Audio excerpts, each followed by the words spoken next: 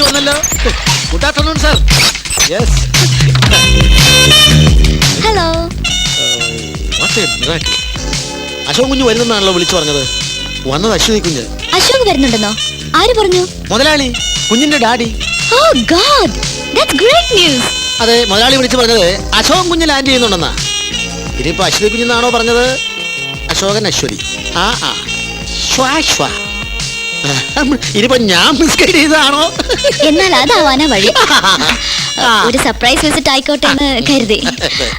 ഞാൻ വരുന്ന വിവരം ആരെയും അറിയിച്ചില്ല. വാച്ച്മാൻ മാറിയല്ലേ? അവൻ മാറി. ഇവൻ റാം സിംഗ്, ഇവന്റെ അപ്പൻ ഓം സിംഗ്, അവന്റെ അപ്പൂപ്പൻ ക്രീം സിംഗ്. റാം സിംഗ്, कैसे हो? ठीक है मैम साहब. Okay. Luggage please. Luggage Thank okay. you. Okay then.